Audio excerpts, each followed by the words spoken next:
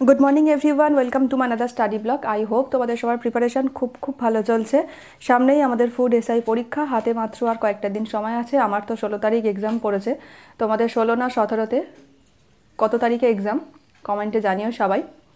আর যেহেতু হাতে মাত্র কয়েকটা দিন সময় আছে, আর আমি যেহেতু লাস্ট 15 দিন থেকে শুধুমাত্র রিভিশন দিচ্ছি, তাই প্রত্যেক দিন সব সাবজেক্ট আর কম্বাইন করে পড়ছি না। যেই দিন যেই সাবজেক্টটা ধরছি সেটা পুরো রিভিশন দিয়ে কমপ্লিট করার চেষ্টা করছি। আর আজকে আমি হিস্ট্রি রিভিশন দেবো। হিস্ট্রি যেহেতু ভাস্ট একটা সিলেবাস, তাই আমার মনে হয় না যে একদিনে কভার করা সম্ভব হবে। তাই আমি যে চ্যাপ্টারগুলো খুব ভালোভাবে পড়া আছে সেগুলো আর পড়বো না নতুন করে, আর যেগুলো একটু অসুবিধা হয় আর যে ইম্পর্টেন্ট টপিকগুলো বারবার পরীক্ষাতে এসেছে শুধুমাত্র সেগুলোই আজকে রিভিশন দেবো। আর আজকে আমি কোন কোন টপিকগুলো পড়ছি তোমাদের সাথে সেগুলো শেয়ার করব। যেহেতু সামনেই পরীক্ষা, তাই দিন রাত সবসময়ই পড়তে হচ্ছে। রাতে ঘুমটা একটু কম হচ্ছে, তাই একটু সকাল সকাল ওঠা হয়নি। যাই হোক, এখন উঠে পড়তে বসেছি। আজকে সকালবেলা সারাদিনের মধ্যে অ্যানসিয়েন্ট আর মেডিয়াভেল হিস্ট্রিটা আজকে রিভিশন দেবো। ইম্পর্টেন্ট টপিকগুলো রাতের দিকে চেষ্টা করব মডার্ন হিস্ট্রিটা রিভিশন দেওয়ার, কারণ মডার্ন হিস্ট্রিটা আমার পড়া আছে খুব ভালো করে, খুব একটা বেশি পড়তে হবে না। অ্যানসিয়েন্ট আর মেডিয়াভেলটা একটু পড়তে হবে, আর এখান থেকে একটু গুলিয়ে যায়। আর অ্যানসিয়েন্ট হিস্ট্রি থেকে প্রথমেই আজকে আমি পড়ব ইতিহাস প্রসিদ্ধ রাজা আর তাদের রাজধানী। আমরা কি করি, যে সমস্ত রাজবংশগুলো ছিল তাদের রাজধানীগুলো পড়ি, কিন্তু পরীক্ষাতে দেখেছি বেশিরভাগ এরকম ধরনের প্রশ্ন আসে যে ইতিহাস প্রসিদ্ধ যে বিখ্যাত রাজাগুলো আছে তাদের রাজধানী, যেরকম চন্দ্রগুপ্ত মৌর্য, ধর্মপাল, এদের রাজধানী ছিল মগধে। তারপর ইতিহাস প্রসিদ্ধ রাজা যশোবর্মন, এর রাজধানী ছিল মান্দাসোর। তারপর টিপু সুলতান, শ্রীরঙ্গপত্তনম, শাহজাহান, আগ্রা, শিবাজি, রায়গড়, এই সমস্ত ইতিহাস প্রসিদ্ধ রাজা এবং তাদের রাজধানীগুলো পড়ব। তার সাথে সাথে যে সমস্ত রাজবংশগুলো ছিল তাদের আমলেও যে সমস্ত রাজধানী ছিল সেগুলো একবার দেখে নেব। দুটো একসাথে কমপ্লিট হয়ে যাবে, রাজ্য এবং রাজধানী, তার সাথে রাজা এবং তাদের আমলের রাজধানীগুলো কমপ্লিট হয়ে যাবে। তারপর আমি অ্যানসিয়েন্ট হিস্ট্রি থেকে যে বিখ্যাত ইম্পর্টেন্ট টপিকটা পড়ব সেটা হচ্ছে ভারতীয় ইতিহাসে কিছু গুরুত্বপূর্ণ যুদ্ধ, যেরকম হিদাসপাসের যুদ্ধ, কলিঙ্গ যুদ্ধ, তরাইনের প্রথম যুদ্ধ, তরাইনের দ্বিতীয় যুদ্ধ। এই সমস্ত যুদ্ধগুলো মানে কত সালে হয়েছিল আর কাদের মধ্যে হয়েছিল, বিজয়ী কে ছিল, এই 3টে করে পয়েন্ট আমি একটু দেখব। আর আমি যে বইটা থেকে এখন পড়ছি সেটা হচ্ছে ওরিয়েন্টাল পাবলিকেশনের পার্ট 1-এর বই। বইটাতে খুব ভালো করে দেয়া আছে এই সমস্ত টপিকগুলো, তাই আমি ওরিয়েন্টাল পাবলিকেশনের WBCS পার্ট 1-এর বই থেকে এইগুলো পড়ছি। ভারতীয় ইতিহাসের গুরুত্বপূর্ণ যুদ্ধগুলো পড়ার পর এখন আমি পড়ব ভারতীয় ইতিহাসে ঐতিহাসিক সন্ধি এবং চুক্তি, যেরকম পুরন্দরের সন্ধি, ওয়ার্নার সন্ধি, লাস অ্যাপেলের সন্ধি, আলীনগরের সন্ধি, প্যারিসের সন্ধি। এই সন্ধিগুলো কত সালে হয়েছিল আর কাদের মধ্যে হয়েছিল, এগুলো ইম্পর্টেন্ট। সন্ধিগুলো একবার দিয়ে দেখে নেব। এছাড়াও একটা খুব ইম্পর্টেন্ট আমি টপিক দেখবো এখন, সেটা হচ্ছে বিখ্যাত ব্যক্তিদের, পৃথিবী বিখ্যাত যে সমস্ত ঘোড়া, যেরকম গৌতম বুদ্ধের ঘোড়ার নাম কি ছিল, কণ্ঠক।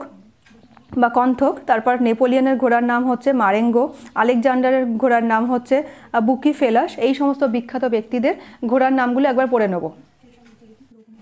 বিভিন্ন ঘোড়ার নামগুলো পড়ার পর এখন আমি পড়ব বিভিন্ন রাজবংশের মুদ্রা এবং গুরুত্বপূর্ণ ঘটনা। এইখান থেকে প্রত্যেকটা পরীক্ষাতে বেশিরভাগই প্রশ্ন আসে আর আমরা গুলিয়ে ফেলি। এই সমস্ত রাজবংশের মুদ্রা এবং গুরুত্বপূর্ণ ঘটনা যেগুলো আছে সেগুলো একটু পড়ে ফেলবো। যেমন বৈদিক যুগের হচ্ছে প্রচলিত মুদ্রার নাম মনা এবং নিষ্ক, মৌর্যদের হচ্ছে প্রচলিত মুদ্রার নাম সুবর্ণ ও কারসাপন, গুপ্ত যুগের মুদ্রা হচ্ছে সুবর্ণ ও নিষ্ক, পাল যুগের নারায়ণী, চোলদের হচ্ছে কামু। এই সমস্ত প্রচলিত মুদ্রার নাম পড়তে হবে, এগুলো খুব ইম্পর্টেন্ট। এবং তার সাথে আরেকটা পয়েন্ট খুব ইম্পর্টেন্ট, সেটা হচ্ছে বিভিন্ন রাজবংশের সরকারি ভাষা। যেরকম গুপ্তদের সরকারি ভাষা হচ্ছে সংস্কৃত, চম্পাদের সংস্কৃত, পল্লবদের প্রাকৃত, রাষ্ট্রকূটদের হচ্ছে রাষ্ট্রকূটদের কন্নড়, চোলদের তামিল, চালুক্য তেলেগু। এই সমস্ত রাজবংশ তাদের সরকারি ভাষাগুলো খুব ইম্পর্টেন্ট। হিস্ট্রি পড়তে পড়তে সকাল সকাল খিদে পেয়ে গেছে। সকাল বলবো না, এখন 9টা সাড়ে 9টা বাজে। এখন মুড়ি মাখা খেয়ে নিচ্ছি। হাজব্যান্ড এটা খেয়ে অফিস চলে যাবে, কারণ ওর অফিসে আছে কোনো একটা প্রোগ্রাম আছে, ওখানেই খাওয়া দাওয়া হবে। আমি সকালটা মুড়ি খাবো, তারপর একবারে পড়াশোনা করে হিস্ট্রি কমপ্লিট করে, অ্যানসিয়েন্ট হিস্ট্রি কমপ্লিট করে তারপর রান্না করব।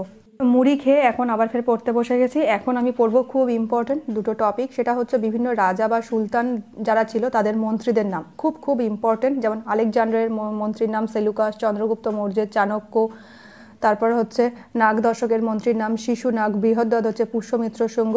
এই সমস্ত যে রাজা বা সুলতান ছিল তাদের মন্ত্রীদের নামগুলো একবার পড়ে ফেলবো। এবং তার সাথে সাথে পড়ব বিভিন্ন রাজা বা সুলতানের সেনাপতি। এই দুটো পয়েন্ট খুব খুব ইম্পর্টেন্ট। জাহাঙ্গীরের সেনাপতির নাম হচ্ছে মহব্বত খান, সিরাজউদ্দৌলা মির্জাফর, আলাউদ্দিন খলজির হচ্ছে মালিক কাফুর, এটা খুব ইম্পর্টেন্ট। ধর্মপালের হচ্ছে গর্গ ব্রাহ্মণ। এই সমস্ত রাজা বা সুলতানদের সেনাপতিগুলো পড়ে ফেলবো এবং তার সাথে সাথে পড়ব ভারতে আগত বিদেশি পর্যটক এবং তাদের পরিভ্রমণ কাল। যেরকম মেঘাস্তেনিস কত সালে এসেছিলেন, যে দেশ থেকে এসেছিলেন এবং কার রাজসভায় এসেছিলেন। মেঘাস্তেনিস এসেছিলেন হচ্ছে চন্দ্রগুপ্ত মৌর্য, সেরকম হচ্ছে Fahien, Hiuen Tsang, Al Biruni, Marco Polo, Ibn Battuta কার রাজসভায় এসেছিলেন, এটা খুব ইম্পর্টেন্ট। এবং কোন দেশ থেকে এসেছিলেন, কত সালে এসেছিলেন, এই তিনটে পয়েন্ট খুব খুব ইম্পর্টেন্ট। এবার আমি পড়ব কয়েকজন সভাকবি এবং তাদের পৃষ্ঠপোষক রাজাগণ। আমি হিস্ট্রি থেকে যে পয়েন্টগুলো পড়ছি এই বইটাতে খুব সুন্দর করে দেওয়া আছে, আর দেখেছি আমি হিস্ট্রি থেকে এই সমস্ত পয়েন্টগুলো বা এই সমস্ত টপিকগুলো থেকেই বেশি প্রশ্ন আসে। তো এখন আমি পড়ব সভাকবি এবং পৃষ্ঠপোষক রাজা। যেরকম সভাকবি হচ্ছে অমর সিংহ, পৃষ্ঠপোষক রাজা হচ্ছে দ্বিতীয় চন্দ্রগুপ্ত, আমির খসরু, আলাউদ্দিন খিলজি, আর আমির হাসান হচ্ছে আলাউদ্দিন খিলজি, কালিদাস দ্বিতীয় চন্দ্রগুপ্ত, পেড্ডন রাজা কৃষ্ণদেব রায়। এই সমস্ত সভাকবি এবং তাদের পৃষ্ঠপোষক রাজা এগুলো খুব ইম্পর্টেন্ট। এরকম পরীক্ষাতে দেয় যে অমর সিংহ বা আমির খসরু কোন রাজার সাথে পৃষ্ঠপোষকতায় ছিলেন, এই সমস্ত পরীক্ষাতে প্রশ্নগুলো বেশি আসে। তো এখন বাজে 1টা, আর হাজব্যান্ড তো বাড়িতে খেতে আসবে না, আর আমিও এখন চলে এসেছি রান্না করতে। নিজের মতো রান্না করতে হবে আমার জন্য, হাজব্যান্ড রাতেই খাবে। আর আমি এখন দুবেলার রান্না একবারেই সেরে ফেলছি, কারণ পরীক্ষার সময় দুবেলা আবার রান্না করা সম্ভবও হচ্ছে না, তাই একটার সময় এখন রান্না বসালাম। হাজব্যান্ড যেহেতু পিকনিক আছে ওদের, চিকেন মাটন যাও খাবে, মাটনই হবে, আমার জন্য চিকেন এনে দিয়ে গেছে, তাই আমি এখন চিকেনটা রান্না করে নিচ্ছি। আর এটা দুবেলার জন্যই রান্না করেছি। আমার চিকেন বা মাটন যাই বলি না কেন, আলুটা একটু বেশি দিতে হয়, কারণ হাজব্যান্ড চিকেন মাটন করে পছন্দ করে না, ও আলুটাই খায়। যাই হোক, রান্না করে ঠাকুরের পুজো দিয়ে খেয়ে একটু রেস্ট নিই, আবার এখন একটু পড়তে বসলাম। এখন আমি পড়ব ইতিহাস প্রসিদ্ধ ব্যক্তিদের আসল নাম এবং তাদের উপাধি বা উপনাম। যেরকম অজাতশত্রুর উপাধি ছিল হচ্ছে কুনিক, তারপর উপনাম হচ্ছে অজাতশত্রুর আসল নাম হচ্ছে কুনিক আর উপনাম অজাতশত্রু। তারপর আল বেরুনি আসল নাম হচ্ছে আবু রিহান। আলমগীর বা জিন্দাপীর নামে ডাকা হয় কাকে, তার আসল নাম কি ঔরঙ্গজেব। আগ্রার হচ্ছে অন্ধপক্ষী, আসল নাম সুরদাস। উলুগ খাঁ আসল নাম হচ্ছে গিয়াসউদ্দিন বলবন। এই সমস্ত ইতিহাস প্রসিদ্ধ ব্যক্তিদের উপনাম এবং আসল নামগুলো খুব খুব ইম্পর্টেন্ট। এই অ্যানসিয়েন্ট বা মেডিয়াভেল দুটো হিস্ট্রি থেকেই বেশিরভাগ এই উপনাম বা উপাধি দিয়েই বেশিরভাগ প্রশ্ন আসার, এগুলো আমরা বারবার গুলিয়ে যায় আমার, তাই এগুলো একবার পড়ে ফেলবো।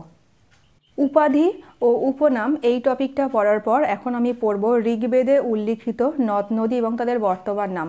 ঋগ্বেদে যে সমস্ত নদীগুলি আছে, যেরকম গোমাল, তার বর্তমান নাম হচ্ছে গোমতী বা হচ্ছে সুবাস্তু, বর্তমান নাম হচ্ছে স্বাত। পম্পা, তুঙ্গভদ্রা, সরস্বতী, বর্তমান নাম হচ্ছে ঘাঘর বা চিতাং, বিতস্তা, ঝিলাম। এই সমস্ত ঋগ্বেদে উল্লিখিত নদ নদী এবং তাদের বর্তমান নামগুলো একবার পড়ে ফেলবো। এবং তার সাথে সাথে পড়বো বৈদিক যুগের যে দেব দেবতার উল্লেখ আছে, এগুলো খুব ইম্পর্টেন্ট। দৌ হচ্ছে আকাশের দেবী, যম হচ্ছে মৃতের দেবতা, সূর্য সাবিত্রী, পুষাণ হচ্ছে সৌর দেবতা, পৃথিবীর দেবতা, রুদ্র ঝড়ের দেবতা। এই সমস্ত কোনটা কিসের দেবতা বা বৈদিক যুগে যে দেব দেবতা সেগুলো একবার পড়ে ফেলবো। বৈদিক যুগের দেব দেবতা এই টপিকটা পড়ার পর এখন আমি পড়ব খুব খুব ইম্পর্টেন্ট একটা টপিক, সেটা হচ্ছে প্রাচীন ঐতিহাসিক বিশ্ববিদ্যালয় এবং তার প্রতিষ্ঠাতা। যেরকম নালন্দা বিশ্ববিদ্যালয়ের অবস্থান হচ্ছে বিহার, প্রতিষ্ঠাতা কুমারগুপ্ত। তারপর বিক্রমশিলা বিহার বা বিশ্ববিদ্যালয়, সেটা হচ্ছে প্রতিষ্ঠাতা ধর্মপাল। এই সমস্ত বিশ্ববিদ্যালয় বা অবস্থানগুলোর প্রতিষ্ঠাতার নামগুলো পরীক্ষাতে খুব আসে। তারপর হচ্ছে শালগেতি বিশ্ববিদ্যালয়, কাঞ্চি বিশ্ববিদ্যালয়, ওদন্তপুরী বিশ্ববিদ্যালয়। এই সমস্ত বিশ্ববিদ্যালয়ের প্রতিষ্ঠাতাগুলো একবার দেখে নেব। আর যদি মনে হয় খুব একটা ইম্পর্টেন্ট না, আমি তাও একবার দেখে রাখবো সময়কালগুলো খুব একটা আসে না পরীক্ষাতে, বেশিরভাগ প্রতিষ্ঠাতা দিয়েই প্রশ্ন আসে, তাই প্রতিষ্ঠাতাগুলো আমি খুব ভালোভাবে একবার দেখে নেব। আর তার সাথে সাথে দেখব সিন্ধু সভ্যতায় আবিষ্কৃত যে সমস্ত স্থান এবং তার আবিষ্কারক। যেরকম হরপ্পা সভ্যতা কত সালে আবিষ্কৃত হয়েছিল, 1921 সালে, 2021 সালে বলছি, 1921 সালে। আর আবিষ্কারক হচ্ছে দয়ারাম সাহানি। মহেঞ্জোদারো 1922, রাখাল দাস বন্দ্যোপাধ্যায়। এই সমস্ত যে বিখ্যাত স্থানগুলো আবিষ্কৃত হয়েছিল সেটা এখন বর্তমানে কোথায় অবস্থিত, কত সালে আবিষ্কৃত হয়েছে এবং কোন নদীর তীরে, আর আবিষ্কারক। এই 4টে পয়েন্ট একটু ইন্ডিয়া সিভিলাইজেশন থেকে দেখে নেব। তো পড়া মোটামুটি কমপ্লিট হয়ে গেছে, চলে এসছে এখন ফুলগুলো, ফুলের কুড়িগুলো তো মানে সব পোকা লেগে খেয়ে নিচ্ছে সব।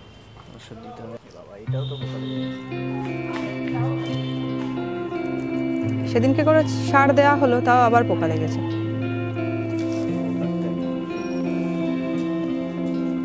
আমি জানি না বাবা, তোমাদের অনেক জমি জায়গা আছে, তোমার বাবা চাষ করতো, তুমি চাষ করতো, তুমি সব জানো।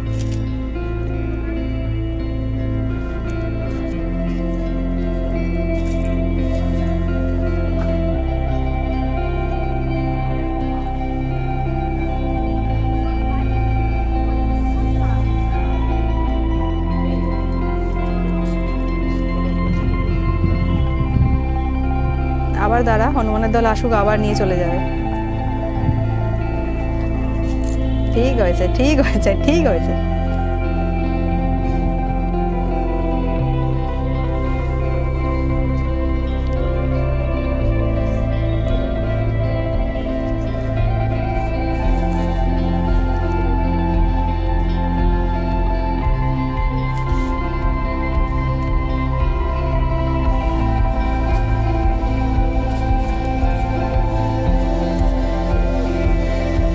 পদ্ম জল নয়, স্থল। যেটা জলে জন্মায় সেটা জল পদ্ম, এটা স্থল পদ্ম। ভুলভাল বকছিস কেন?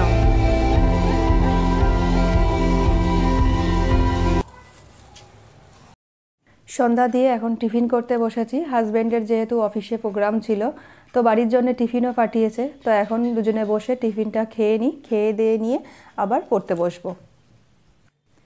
টিফিন করে আবার পড়তে বসেছি। এখন আমি যে টপিকটা পড়বো সেটা খুব খুব ইম্পর্টেন্ট। ঐতিহাসিক যে সমস্ত গ্রন্থ এবং গ্রন্থকারগুলো আছে, এইগুলো থেকেই বেশিরভাগ প্রশ্ন আসে। অভিজ্ঞান শকুন্তলম কার লেখা? এটা সংস্কৃত নাটক, এটা হচ্ছে কালিদাস। কালিদাস যে সমস্ত নাটক বা যে সমস্তগুলো লিখেছিলেন সেগুলো সব পড়তে হবে। অদ্ভুত স্বাগত কার লেখা? বল্লাল সেন। তারপর অন্নদামঙ্গল কাব্য রায় গুণাকর। এগুলো প্রচুর আছে, মানে 2-3 পাতা আছে এখানে। ঐতিহাসিক গ্রন্থ আর গ্রন্থকার এগুলো খুব খুব ইম্পর্টেন্ট পরীক্ষাতে। মানে এই সমস্ত এই টপিকটা থেকে একটা করে প্রায় প্রশ্ন আসতে আমি দেখেছি। যেরকম কথামালা ঈশ্বরচন্দ্র বিদ্যাসাগর, কথা সরিৎ সাগর কথামালা সোমদেব ভট্ট, কিরাতার্জুনীয়ম কাব্য ভারবি, এই জায়গা থেকে প্রায় একটা করে প্রশ্ন আসেই হিস্ট্রিতে। তাই এই ঐতিহাসিক গ্রন্থ আর গ্রন্থকারটা খুব ভালোভাবে পড়তে হবে।